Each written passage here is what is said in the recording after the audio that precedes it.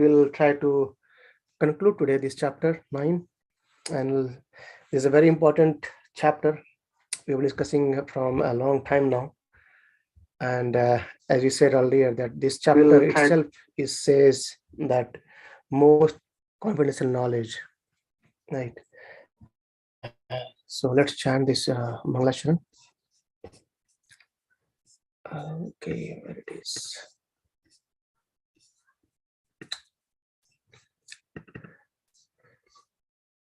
Hope you can see my screen.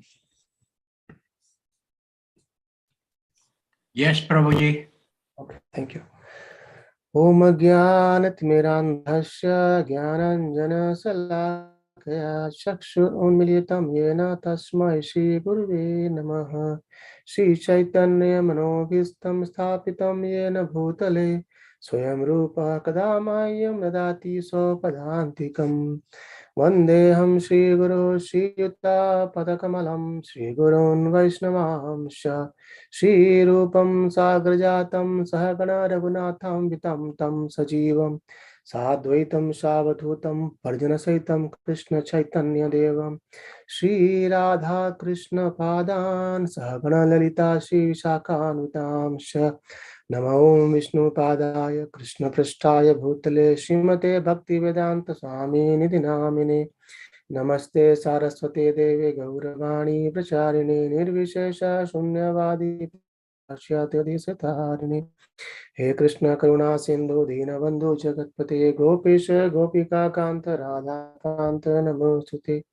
Tapta Kanchana Gaurangi Radhe Vrindavaneshwari Vrishabhanu Sute Devi Pranamami Hari Priye Vancha kalpatarubhyascha kripa sindhubhya eva cha patitanam pavanebhyo vaishnavebhyo namo namaha. Jai Shri Krishna Chaitanya Prabhu Nityananda Shri Advaita Gadadhara Shivasadi Gaura Bhakta Vrinda Hare Krishna Krishna Krishna Hare Hare Hare Rama Rama Rama Hare Hare.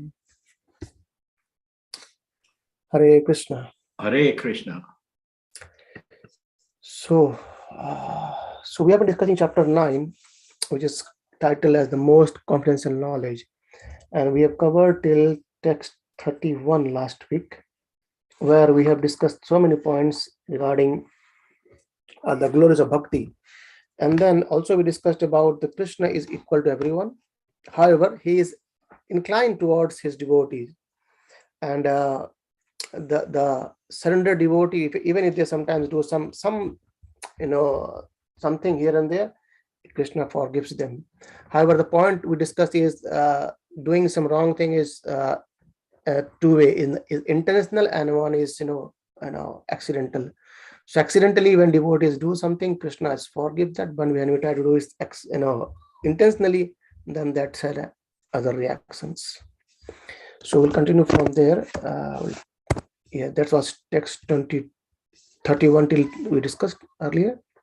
So Krishna says that even if they do something wrong, or then they becomes quickly righteous and attains lasting peace. So they understand that, okay, I did something wrong, but now I need to come back to my right path, right?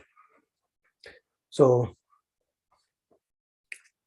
again, Prabhupada also clearly says that this should not be misunderstood, that doing something mischievous and taking shelter of Lord to rectify us. No. So Prabhupada said that in the 7th chapter, the Lord says that one who is engaged in mischievous activities cannot become a devotee of the Lord. One who is not a devotee of the Lord has no good qualification. However, the question remains then, how can a person engage in abominable activities, either by accident or by intention, be a pure devotee? So this question may be justly be raised. The miscreants, as stated in 7th chapter, who never come to the devotional service of the Lord, have no good qualification. And a devotee who is engaged in the 9 kinds of devotional service, engaged in activities process of cleaning of mental contamination from the heart, he put the Supreme Lord, Supreme Personality of Godhead within his heart, and all sinful contaminations are naturally washed away. So anyway, but we are human being. We can make mistakes. So that's the accidental mistakes are for our clearness, and then Krishna forgives us as well all the time. Right.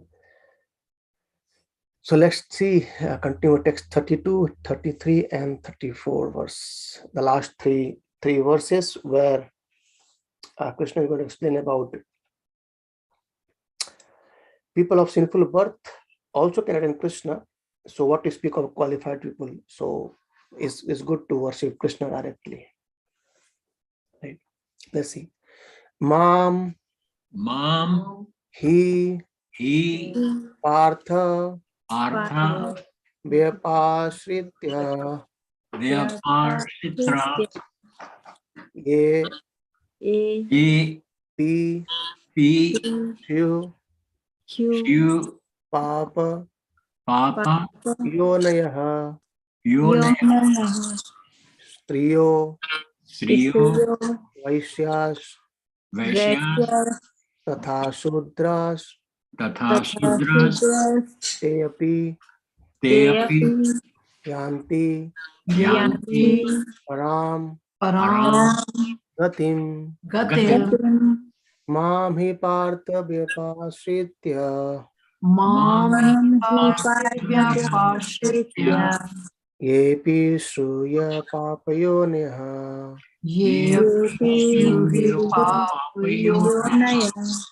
Triyo Vaishya Tatha Shudras,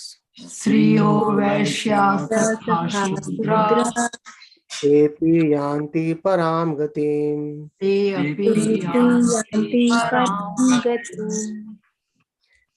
Okay, so this verse can be also be misunderstood, misinterpreted as well. So this sloka actually is very broad-minded sloka. When Krishna says that Striya, Sudras, and Vaishyas, so they are generally in the Vedic culture. So don't take it otherwise. In the Vedic culture, they are considered as a low birth in the Vedic scriptures and societies. So, and the highest high birth are called like Brahmana and Kshatriya, and these are the higher birth. So Krishna says that, O son of Pratha, those who take shelter in me, though they be in the lower birth, the women, Vaishyas, merchants, or Shudras or workers can attain the supreme destination. So even if, so the point is a contrast way of making us understand that even if anyone is in a lower birth, they can also attain Krishna. They can also get in the supreme destination. So there is no discrimination that, okay, if we are only Brahmana, then only we can attain Krishna. It's not like that. Right? Anyone can attain Krishna. So let's see what Prabhupada says in the purport. So it is clearly declared here by the Supreme Lord that in devotional service there is no distinction between lower and high classes of people, isn't it? That's a clear message. In the material conception of life, there are such divisions, but for a person engaged in transcendental devotional service of the Lord, there are not. Everyone is eligible for a supreme destination.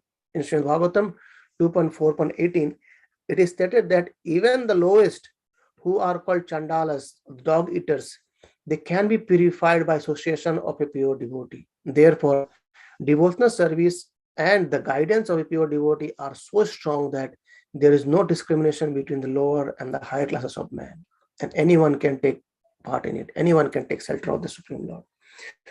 So, as Anand Prabhupada clears about the point that according to the different modes of material nature, men are classified in different modes, like mode of goodness is Brahmanas, mode of passion is Kshatriya, and mixed modes is Vaishya, and the mode of ignorance is Shudra or worker.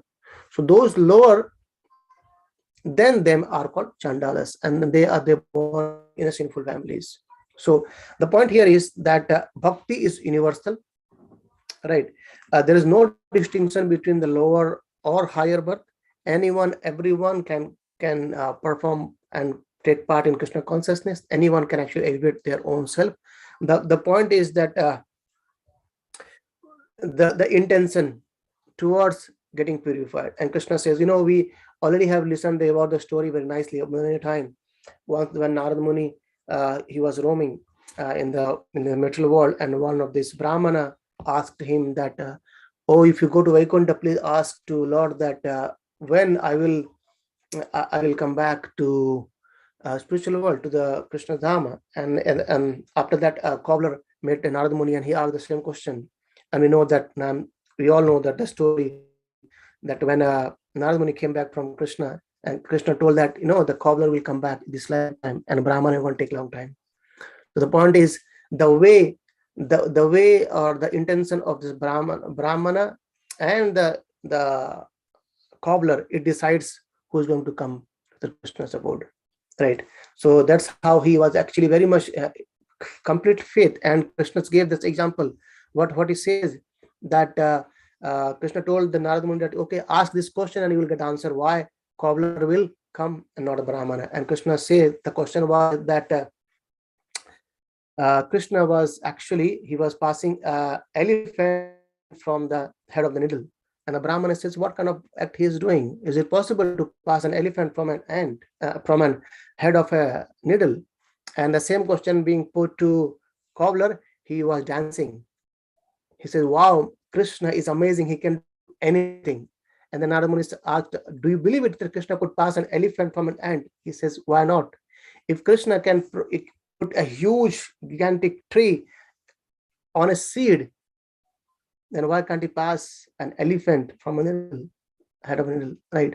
If he can create this whole cosmos, and just by his will, the whole cosmos get destroyed, then what the big deal for him to passing an elephant from a head of a tip? So that's how the faith the cobbler had towards Krishna. Though the Brahmana was engaged in his devotional service, in his, all the chanting the mantra, but still that faith was somehow other lacking from the story, we understand, right? So that's how bhakti can be performed by everyone.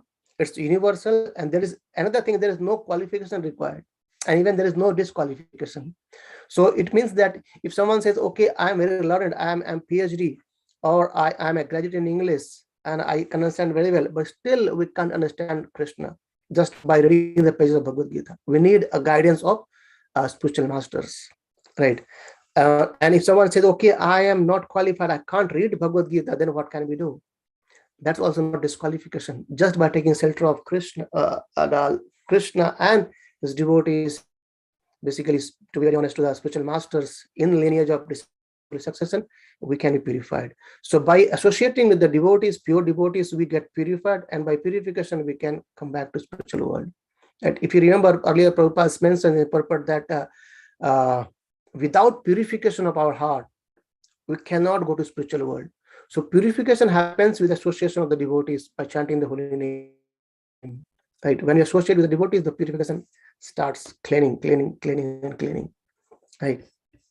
So that's how Prabhupada also mentioned that this is possible only when one takes shelter of Krishna. So even if you are very learned, if you don't take shelter of Krishna, there is no use of our high birth, high education, high status in the society and everything. It doesn't matter. If you take shelter of Krishna, even if you are poor, it's all good, right? And as indicated here by the word Vyapashritya, so one has to take shelter completely of Krishna. If you remember this, conclusion of Bhagavad Gita, the same thing Krishna says, Sarva dharmam parityaja mam ekam saranam vraja. So we need to be completely clear from our sinful activities to go to spiritual world. And Krishna says, Am tvam sarva papebhyo mokshasmi masucha. Krishna says, I will take care of all of sin, don't worry about that. There is no doubt in that. Right. So association of the devotees, chanting the holy name, reading Bhagavad Gita, Bhagavatam, it actually purifies our birth. And it doesn't matter in which category we are, either in lower species or lower class or higher class, it doesn't matter. The association of the devotees is important. So there is another point being said by, I was hearing in this lecture by Gauranga Prabhu. He said, generally we all are female, because we all come from Prakriti. So this body is coming from Prakriti. Though we have got a body of male, that's why we're saying ourselves male. But accordingly, there is only one Purusha, that's Krishna, and everyone else is female actually. Right. So our condition is a male, but constitutionally we are actually female. So everyone is female, and the point is that we all are servant of Krishna, right?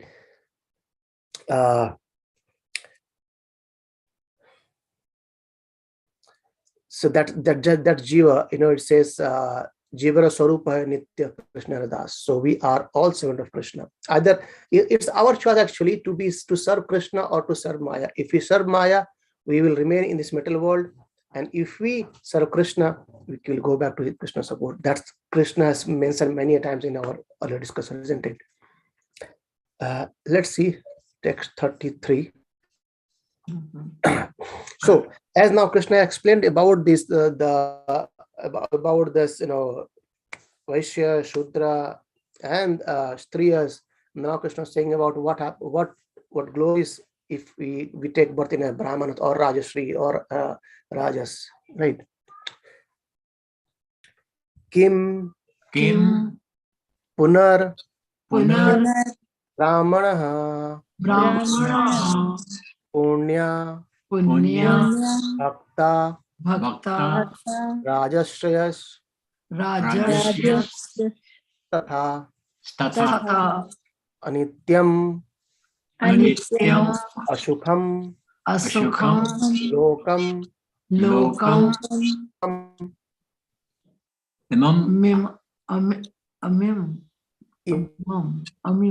Imam Prapya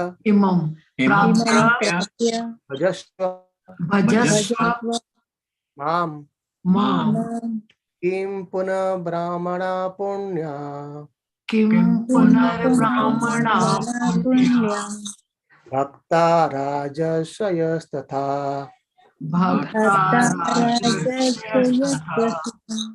Anityam Sukham Lokam Imam Prapya Bhajasva Mam.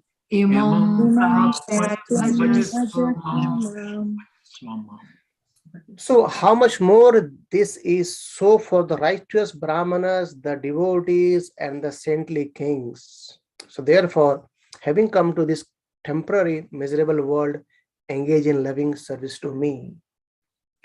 So if, as Krishna said that earlier, that this either a Shudra or Vaishya or anyone in the lower category, lower birth, they can attain Krishna. Then what to speak about the Brahmanas who are righteous, right? The devotees who always engage in the service of Krishna, and the saintly kings. So these are called Raja Rishis. So these are they are Rishi, at the same time they are Raja. It means what? They are detached from the kingdom. At the same time, as a service, they are performing a duty of a king. If you see all the Rajas, right, Parikshit Maharaj, Yudhishthir Maharaj, see, interesting that when Duryodhana, he was a ruler, right? Krishna was not pleased, isn't it? But when Yudhishthir Maharaj got enthroned, Krishna got pleased, because he knew very well that Duryodhana will not follow he will not be the Raja Rishi. He will not follow as a detached. He will be just in his own ego, and he wanted to conquer everything. But at the same time, when Yudhishthir Maharaj got enthroned, Krishna was pleased, because he knew very well that Yudhishthir Maharaj actually is going to rule the kingdom in a righteous way. That's why these are Raja Rishis. Even if you see Srimad Bhagavatam, there are all the Raja Rishis. All the kings, they are following, they are saintly kings. They are following the path of devotional service. And when time came, they retire and then go for getting towards devotional services. If you see Parikshit Maharaj, when he heard that he will be killed by Takshak in 7 days, he gave up everything. Not a single thought of, okay, what will happen to my kingdom? And he went back to the Ganges to hear Srimad Bhagavatam. That's why the scale says that what we speak about is righteous Brahmanas, the devotees, and the saintly kings. Not any king, right? Saintly kings. That's called Raja Rishis. So therefore, though everyone is in this temporary and miserable world, but still they are engaging in loving service to Krishna. That's the essence, right? If you remember earlier, we discussed about Krishna said, Yat karoshi, yad asnasi, yad jushi dadasi, yat. Whatever you do, whatever you perform, whatever you eat, whatever you perform, just do as a service to me, as offering to me. right? So that's the essence of everything actually. So in this material world, there are classification of people, but after all, this world is not a happy place for anyone. It is clearly stated here, anityam asukham lokam. This is anitya, temporary. Asukham, there is no happiness, and this loka is this material world. Also, in chapter 13, it says always that this is temporary and completely full of miseries, right? Dukkhalayam asaswatam. So this material world is dukkhalayam and asaswatam. And here, same word being used, anityam ashukam lokam. So this world is temporary and full of miseries and not habitable for any sane gentleman. Still, this devotee, they perform loving service to Lord, understanding very well that this is not the right place and they want to go back to Krishna's world, right? So that's the verdict of Krishna, that this world is temporary. This material world is not a happy place for anyone, right? Again, sometimes Prabhupada mentions about Madhavedi philosophers who says this is a false Jagata Mithya, but that's not false. There's a difference between the temporary and false. False means negating, but we can't negate this material world. This material world is also an energy of Krishna, so we can't negate it, but it's temporary. Right, that's what Prabhupada mentions here, a bit more clarified over there. So, and about saintly king, Prabhupada says that Arjuna was born in saintly royal family. To him also the Lord says, stay to my devotional service and come quickly back to God, back home. And no one should remain in this temporary world full as it is with misery. So there is no point of remaining in this material world, right? Like a nice example was given in a long back I was hearing a lecture by, I think, Amritana Prabhu. He says, how can we compare this material world and what is the point of going back to material world? Is spiritual world is as if like he compared like toilet. So we go to what we do. We finish our job and come out. We don't stay in the toilet. We don't sleep there. Just finish your job and then come out. In the similar way, when we are in this material world, somehow or other we have came here. Now understand that I've came here because of my some misfortune, because of my desire to enjoy separate with Krishna. Now, as we understood, just try perform your devotional service and come back to spiritual world. No need to stay back here again. And Prabhupada, that's why many times says that we have been in this cycle of birth and death for many times, many lifetimes, not just one or two, millions of lifetimes, and moving around from many different species, sometimes aquatic, sometimes in a bird, sometimes in heavenly kingdom, sometimes hellish planet, wherever we are, just moving again and again. And Prabhupada says, so if we can just give completely one lifetime to Krishna, if you success, the cycle of birth, death is broken. We are back to spiritual world. And if we don't success, still, if we can come back again in this material world and we can enjoy again. So there is no loss in performing bhakti with Krishna directly. Right. So that was 33, and this is 34th and the amazing verse, the last verse of chapter 9. Yes, it is the last one, if I'm not wrong. Yes. And this is amazing verse again. Yeah. So how to engage ourselves in Krishna consciousness? This is the conclusion and essence or worship directly to Krishna. Man mana bhava madbhakto madhyaji mam namaskuru mam evashasri yuktavyam atmanam mat parayanaha manmana bhava madbhakto madhyaji mam namaskuru. Mamevesya yuktavyam Atmana matparayana. Very beautiful verse. Beautiful. Krishna says, engage your mind always in thinking of me. Become my devotee. Offer obeisances to me. Worship me. Being completely absorbed in me, surely you will come to me. See how many times Krishna says me, me. Krishna is saying that no, it means actually, to be very honest, no, if you see that in the other way around, Krishna is more eager, isn't it? Krishna is more eager for us to come towards him. Rather than we don't have that eagerness to come toward Krishna. But Krishna is more eager, saying, okay, come to me, right? Manamana bhamad bhakto, madhyadi mam namaskuru. So engage your mind in always thinking of me, become my devotee, offer obeisances to me, and worship me. And then that's the way we will be completely absorbed in Krishna consciousness, right? When we eat food, we can think of Krishna. When we drink water, we can think of Krishna. Krishna already says in Raso Amshu Kaunteya. So whenever we see sunlight, whenever we see moonlight, we can think of Krishna. But when Krishna in this verse actually is thinking more about as a person, think of me, right? It's nothing void. Just think of person, just Krishna person having, holding his flute on his, lotus leaves and playing the flute. That's form, Shyam Sundara form, right? So become my devotee, offer options to me. So it's very nice to worship Krishna, paying our obeisances, paying our respect to Krishna, being gratitude toward Krishna, thinking of Krishna. In that way, if you do all these things, definitely will become devotee of Lord, isn't it? And if you do all these things, then definitely will become completely absorbed in Krishna. And then if you do everything, then Krishna says, you will come to me.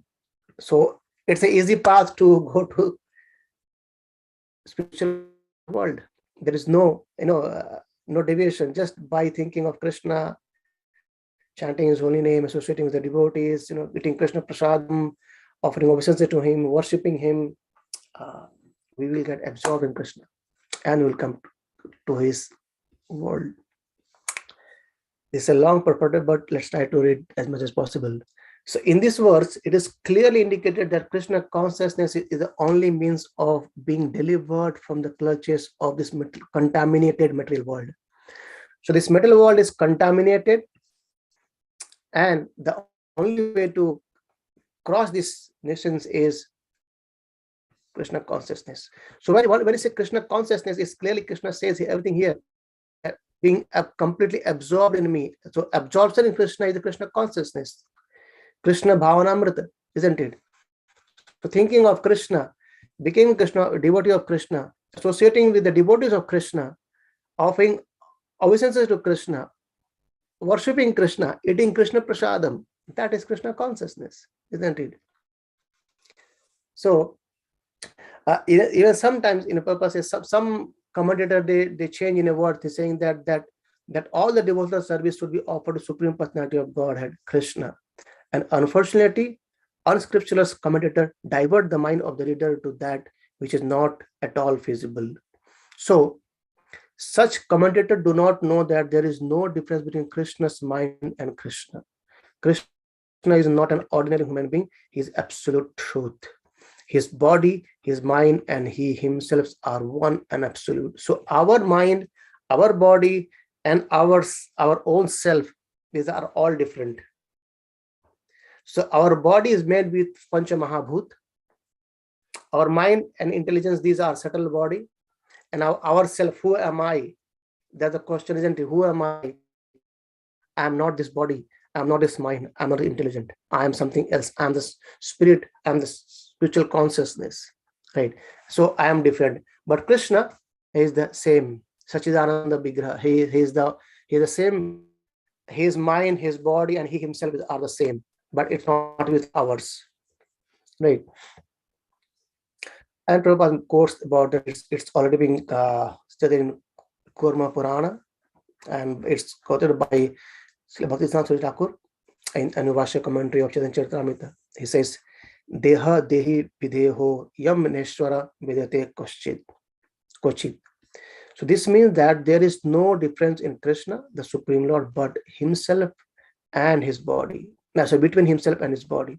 So, but because the commentator do not know the science of Krishna, they hide Krishna's and divide his personality from his mind and from his body. Anyway, this is a different topic where Prabhupada try to uh, state that what the other commentators, how they speculate and how they misguide things in that way, right? Even Prabhupada says about some demonic who uh, always think of Krishna, but in a wrong way, but enviously. It's like if you see, yes, Prabhupada mentioned about Kamsa, right? Kansa, Shishupal, they, Ravana, they are demons. They think Krishna in an envious way. In one of the lecture, I'm forgetting a devotee who was explaining that I think he was saying that Narad Muni says that even that sometimes demons are very much absorbed in Krishna consciousness. So can we be a demon? No, isn't it? So if you see that there's what the point of being a demon when Krishna is going to come and kill us. So let's be his devotee and engage in his loving relationship, his loving service, isn't it? So that is, so Prabhupada says that one should be thinking of Krishna in devotional love, right? That is bhakti. So thinking Krishna in a envious way, it's not helpful.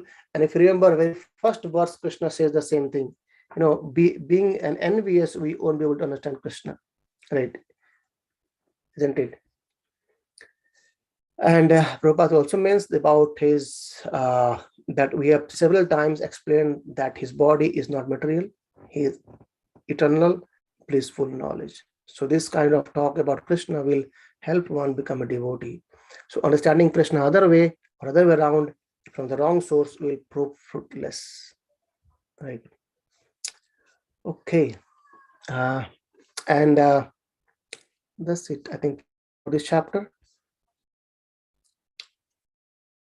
Yeah, Prabhupada also mentions about the previous discussion. He says there's a beautiful poem about Krishna in which it is clearly stated that any person who is engaged in the worship of demigods is most unintelligent and cannot achieve at any time the supreme award of Krishna. I think we discussed this point in chapter 7, isn't it? When Krishna explains about this demigod worshippers. And the devotee in the beginning may sometimes fall from standard, but still he should be considered superior to all other philosophers and yogis because he's actually trying to engage himself in Krishna consciousness. Gradually, as we get purified, we understand things more. Right. So, hence, thus the end the Bhaktivedanta purport of the 9th chapter of the Srimad Bhagavad Gita in the matter of the most confidential knowledge. Anyone have any questions, thought, or want to share something? Please feel free to speak up. And thanks everyone for joining, and welcome Nivedita Mataji after a long time. I think she had been in India for 5-6 months. Hare Krishna, Prabhu. It's nice to be back. No, just 3 months, Prabhu. So we were in actually 6th chapter when I was about to leave. So it's been 3 months, and we're finishing 9th chapter now. Yeah. I think we went on January, isn't it? In January, isn't February. it? Of February. Okay. Yes. So very nice, Prabhu, to be back and listen to your class. This daily class was something I was missing there. And then, the routine in India is slightly not dictated by myself, but the others. I know. So, yes. So from last month itself, we concluded to do once because many people have started going to offices and it was being difficult for everyone to join. So we thought to do once at least on Wednesday, and let's see how it goes. Oh, okay, Prabhu. Nice to be back. Thank you. Hare Krishna. Anyway, but I got engaged more in other day as well now. Very nice. Just one question, Prabhu, is so you mentioned even if we are envious, like Kamsa, Shishupal, did they also receive moksha, and they also? Yes. So anyway, Kansa, so the Kansa and Shishupal, they were actually They are the devotee of the Lord anyway. They were Jai Vijay. So what happened is Krishna wanted to enjoy the Birya Rasha, so some fighting, and he thought, who can fight with me? So he empowered Jai Vijay, and that was the plan. Happened like the Chatus Kumaras, 4 Kumaras, the son of Lord Brahma. They went to see Lord into Vaikuntha, and interesting. The point is, no one can enter Vaikuntha. However, there were 2 guards, Jai and Vijay. The place where no one can enter, still there were guards. So Jai Vijay, they stopped. They said, who are you? How are you entering over there? Then somehow or other, this Chatus Kumar, they got, Sanat Kumar, they got angry. And they are kind of, elevated devotee. They can't be angry, but it was a plan of Krishna to make him angry. So as soon as they got angry and they cursed, Krishna came back, say, now I'll let it clear everything. And then it said that Krishna said, okay, as you have already been cursed by, Sanat Kumaras, so what you want? Do you want to be in this material world for 7 life, or as a devotee of mine, or as a 3 life, as a enemy, and come back to spiritual world again? So they thought, okay, let's be a 3 life only. Let it be enemies, but 3 life. We don't want to be in 7 long lives. So that's how Krishna empowered them to become so much strong, powerful demon. And so Krishna fought with them, kind of that. Definitely, they all got back to a spiritual world. And even it's being described that the Mahabharatas, right, in the battlefield of Kurukshetra, everyone, they got liberation actually. However, the destination is not same for everyone, but they got liberated. So the point is, because everyone was dying by seeing Krishna, right? And just by seeing Krishna, everyone got, even all the demons, they tried to kill Krishna in Gokul and Vrindavan. They got moksha as well, because they got touch with Krishna. So just having personal association of Krishna, how can they be here? And that's how so many leelas happen. When Aghasur got liberated, then by seeing that Aghasur getting to spiritual, to higher planet, and Lord Brahma became bewildered. He says, okay, how can it be? Let me go and see who is. Right. And even it's being described that Putana, she got an maid servant of, she got a maid servant for Mother Yashoda to help Krishna over there. That kind of questions they got. So, however, the point is, we should not become envious toward Krishna, though we may get, but the destinations, definitely there is a different destination for the others. But when we become devotee of the Lord, it's more kind of interaction with Krishna directly, right? More past, we'll get the opportunity to do pastime with Krishna as Brajavasis, right? Hare Krishna. Thank you, Prabhu. Hare Krishna. It's very helpful. Thank you. And who has joined with 1+ node? I think I'm not sure. I can't see the name. It's me. Hi. Hare Krishna. What's your good name, please? Ronald. Sorry? Ronald. Okay, Ronak. I might not knew it. Okay. Have you joined for the first time? Yes. I go to yoga class with Frank. Oh, that's nice. Okay.